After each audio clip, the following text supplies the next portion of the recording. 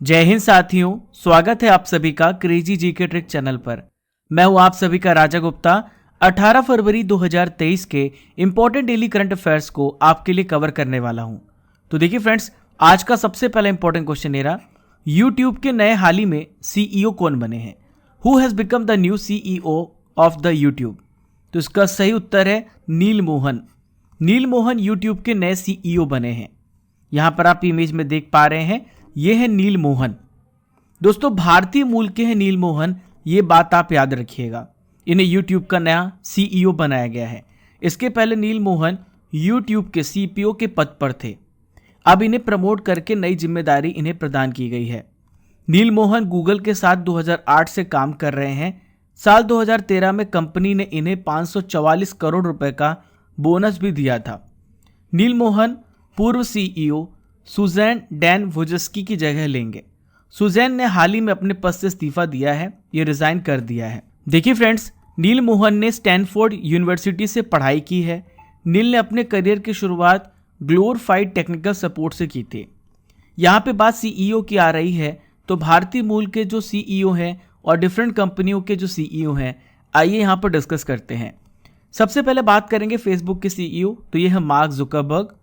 Amazon के CEO हाल ही में एंडी जेसी बने थे। माइक्रोसॉफ्ट के सीईओ हैं, भारतीय मूल के हैं, सत्य नडेला। यदि आपसे पूछा जाए ट्विटर के सीईओ कौन है, तो यह है एलॉन मस्क।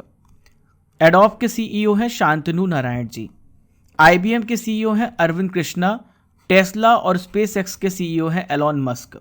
इन्फोसिस के प्रेजेंट में सीईओ हैं सलिल पारेख।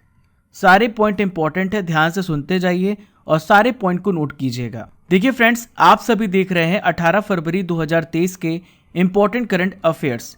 दोस्तों, इस करंट अफेयर्स में आपको डेली करंट अफेयर्स का टेस्ट मिलता है, स्पेशल स्टैटिक जीके मिलता है और आपको जो करंट अफेयर है हिंदी और इंग्लिश दोनों माध्यम में प्रदान की जाती है। यह है करंट अफेयर्स की ब्रह्मास्त्र क्लास, भारत के सभी एग्जाम्स के लिए ज़रूरी है। प्रतिदिन सुबह 6 बजे आपको करंट अफेयर्स प्रोवाइड किया जाता है और इसकी पीडीएफ भी अवेलेबल है। मात्र 25 से 30 मिनट की क्लास होती है, जिसमें आप 200 से 300 जानकारी प्राप्त करते हैं। आइए देखते हैं नेक्स्ट क्वेश्चन को। हुंडई मोटर इंडिया लिमिटेड के हाल ही में नए ब्रांड एम्बेसडर के रूप में किसे नियुक्त किया गया है? Who has been appointed as the brand ambassador of Hyundai Motor India Limited? तो इसका राइट आंसर है यस्तिका भाटिया और रेणुका सिंह ठाकुर। इन दोनों को हाल ही में हुंडई मोटर इंडिया लिमिटेड का नया ब्रांड एम्बेसडर नियुक्त किया गया है। इन्हें आप इमेज में देख पा रहे हैं।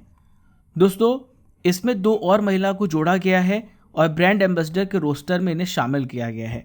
देखिए, पहले से ही कौन कौन शामिल है इस लिस्ट में। स्मृति मंधाना, शेफाली वर्मा, जमीमा रोड्रिक, ये पहले से इसमें शामिल हैं। देखिए फ्रेंड्स, हुंडई मोटर इंडिया ने 5 महिला क्रिकेटरों के साथ अपने the drive in with in अभियान के अगले संस्करण की हाल ही में घोषणा की है। हाल ही में हुए जो नियुक्त किए गए इंपॉर्टेंट ब्रांड एम्बेसडर है, उसे भी यहाँ पर डिस्कस करते हैं।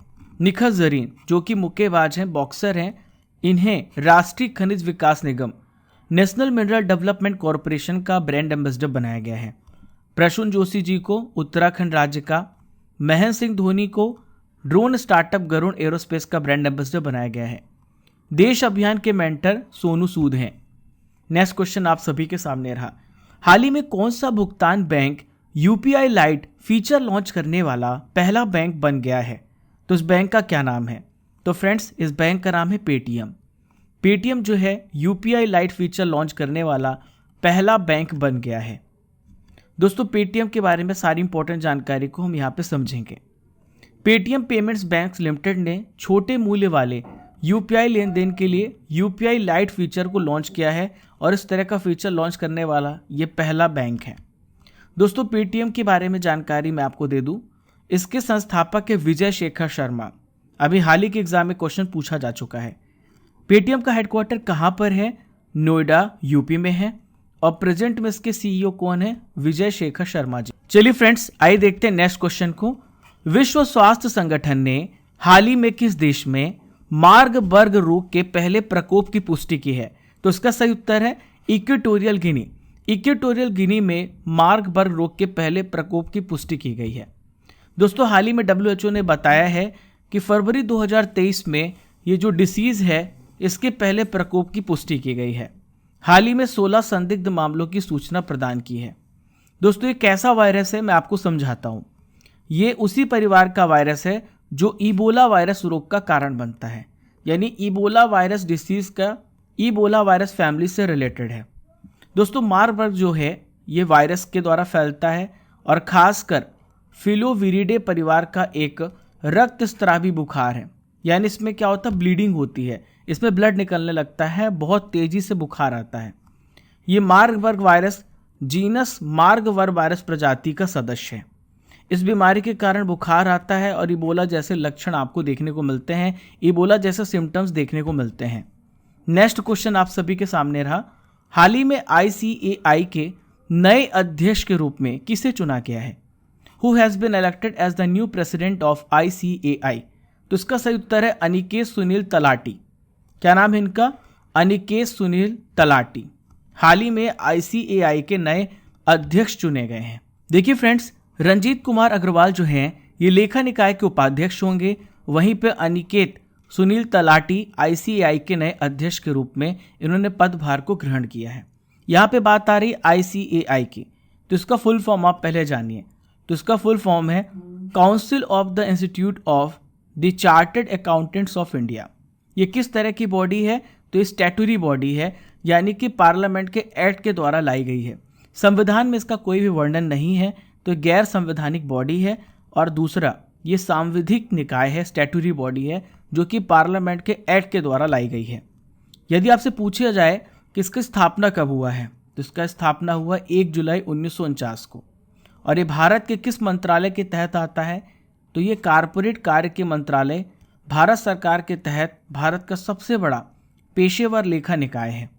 संस्थान के सदस्यों को ICAI चार्टर्ड अकाउंटेंट या फिर ICAI अकाउंटेंट्स के रूप में जाना जाता है। दोस्तों आज की नॉलेज की फैक्ट्री में मैं आपको बताने वाला हूँ भारतीय संविधान के इंपॉर्टेंट आर्टिकल जो एग्जाम में बहुत पूछे जाते हैं।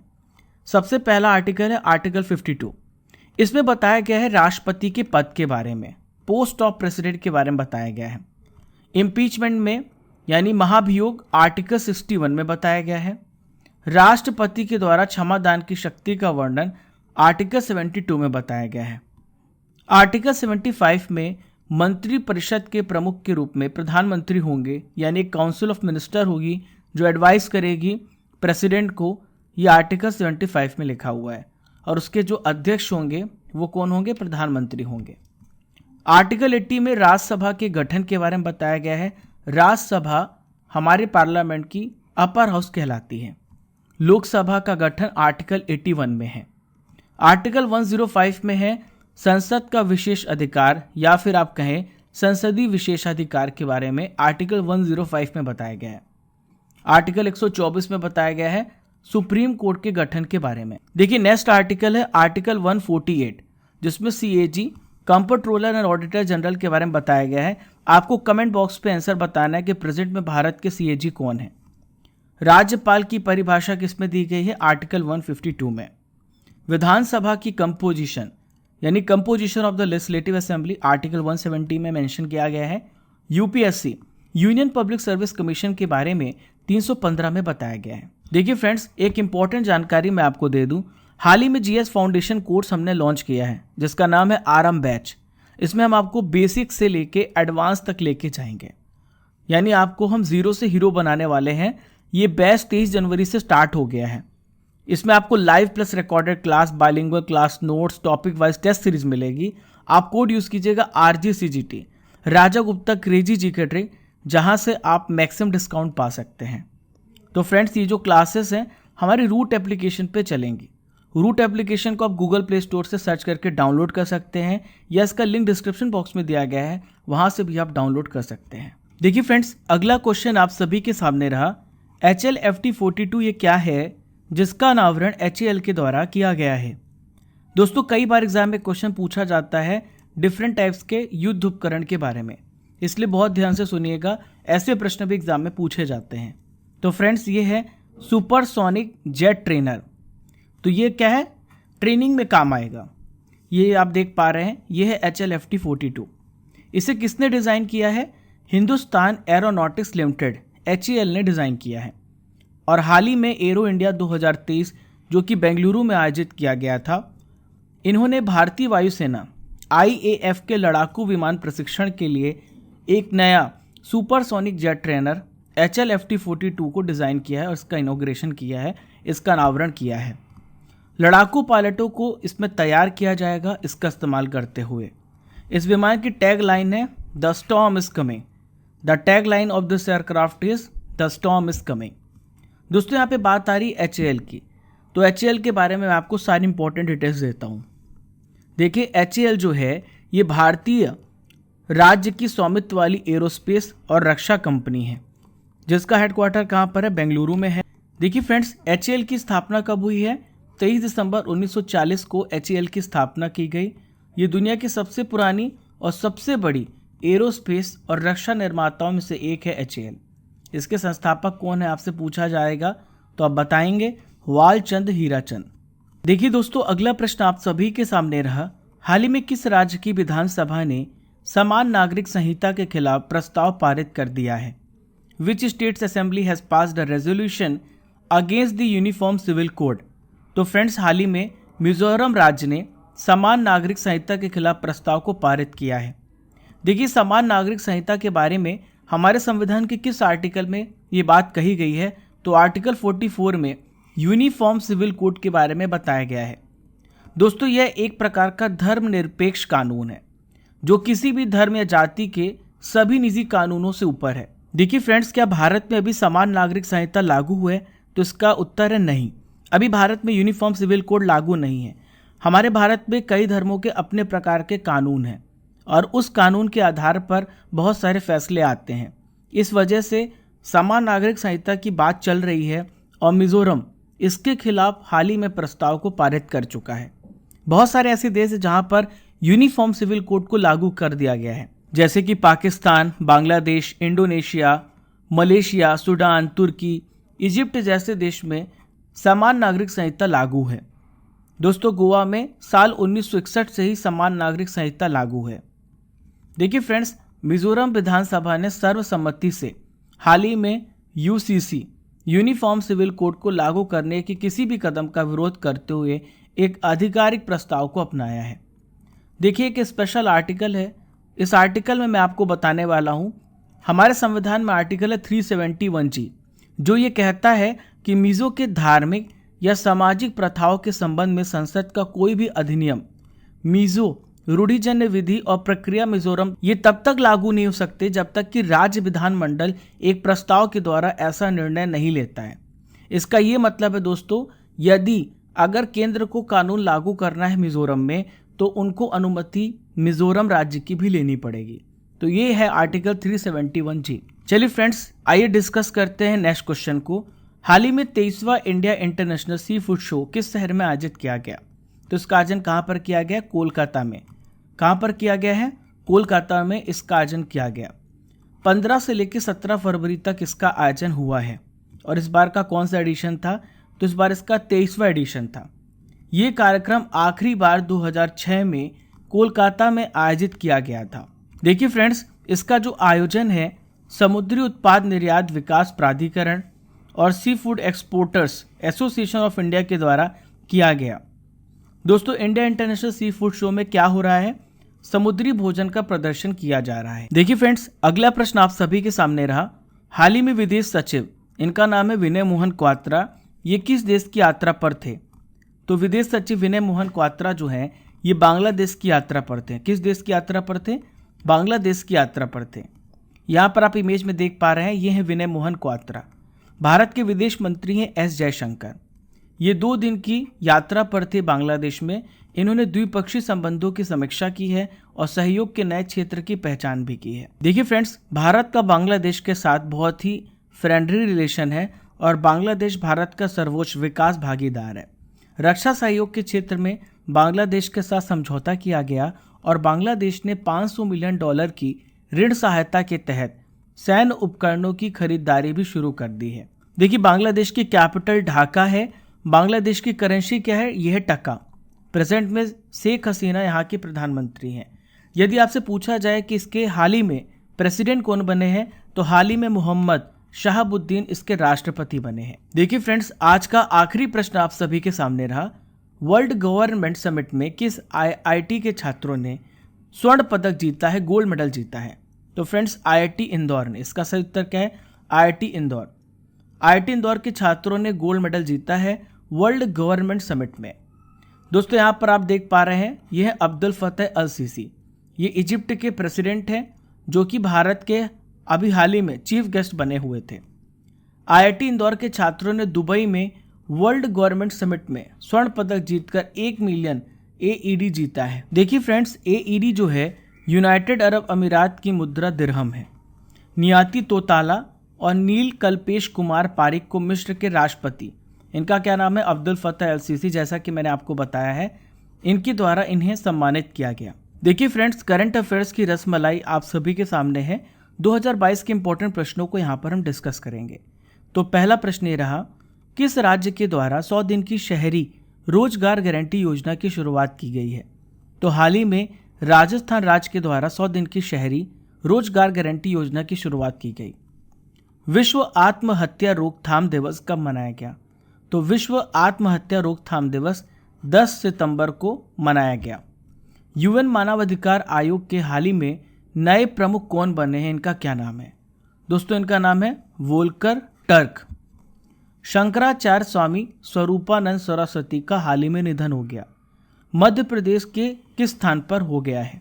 तो फ्रेंड्स, इसका सही उत्तर है नरसिंहपुर। एरॉन फिंच ने वनडे क्रिकेट से हाल ही में संन्यास ले लिया, वह किस देश के खिलाड़ी थे? तो फ्रेंड्स, ये ऑस्ट्रेलिया के प्लेयर थे एरॉन फिंच। दोस्तों, अब मैं आपका टेस्ट लेने वाला हूं। 18 फरवरी के इंपॉर्टेंट करंट अफेयर्स को आपने जो भी पढ़ा है तो बहुत ध्यान से सुनिएगा। अब आपका होने वाला है टेस्ट। ये टेस्ट इसलिए ज़रूरी होता है, ये देखने के लिए आपने सेशन को कितने ध्यान से सुना है। चलिए पहला प्रश्न देखते हैं।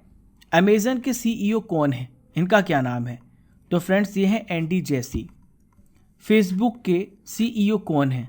तो ये है मार्क जुकरबर्ग। देश अभियान के मेंटर अभियान के ब्रांड एम्बेसडर कौन बने हैं? तो फ्रेंड्स, ये हैं सोनू सूद। पेटीएम की स्थापना किस वर्ष की गई थी? तो मैंने आपको पढ़ाया है 2010 में पेटीएम की स्थापना की गई थी। इक्वेटोरियल गिनी किस कॉन्टिनेंट में है? तो इक्वेटोरियल गिनी जो है अफ्रीका कॉन्टिनेंट में है। आईसीएआई की स्थापना किस वर्ष की गई थी?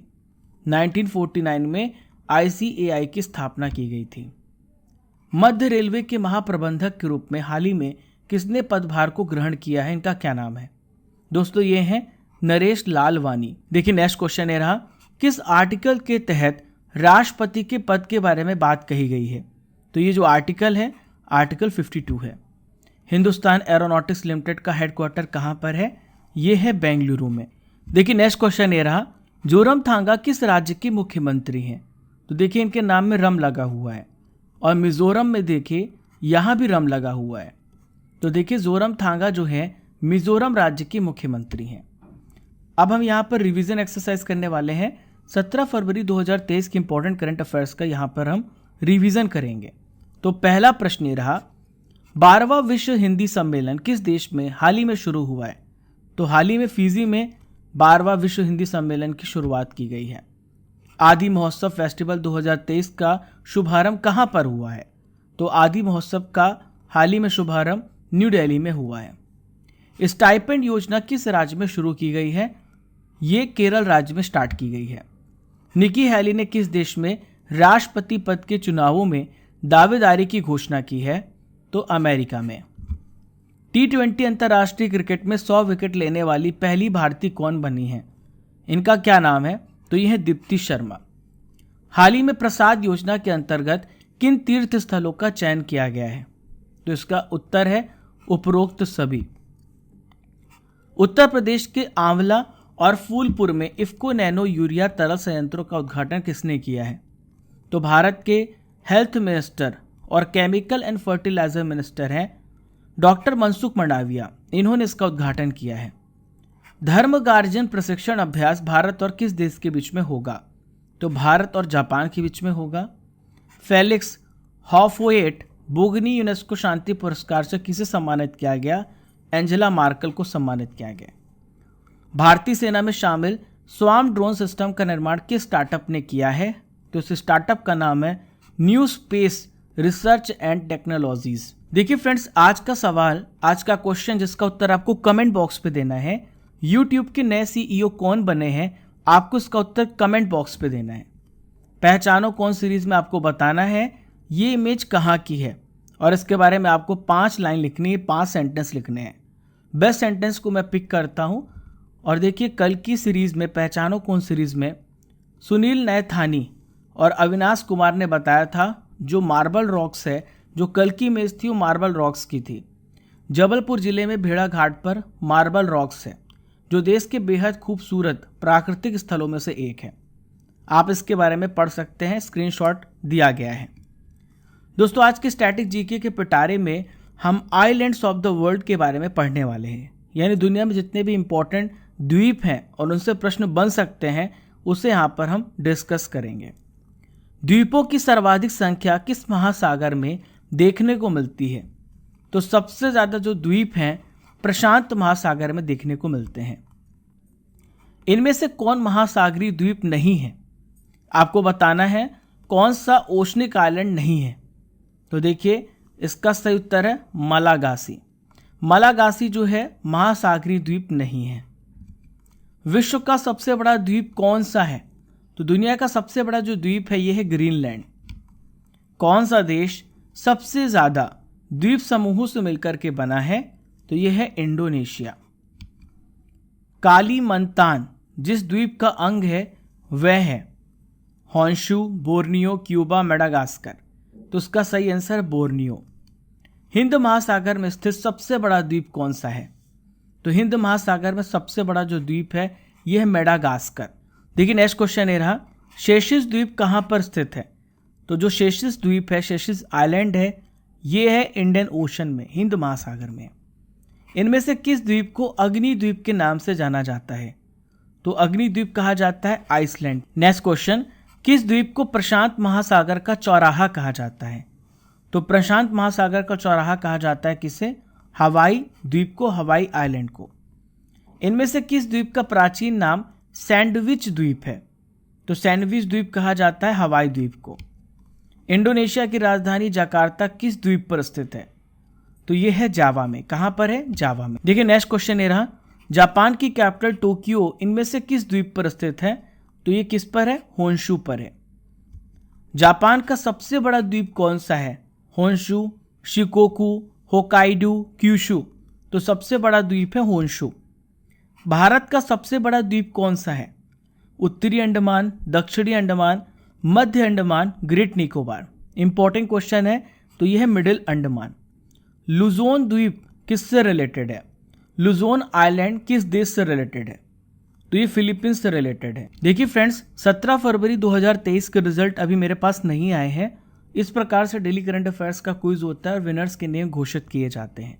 जो टेस्ट होता है हमारे क्रेजी जीके ट्रिक एप्लीकेशन पर होता है, वहीं पर आपको फ्री में डेली करंट अफेयर्स की पीडीएफ भी मिल जाती है। तो दोस्तों, आप वीडियो, पीडीएफ और क्विज तीनों सेक्शन में जा करके, वीडियो भी फ्री है, पीडीएफ भी फ्री है, क्विज भी फ्री है। डेली करंट अफेयर्स पूरी तरीके से फ्री है दोस्तों।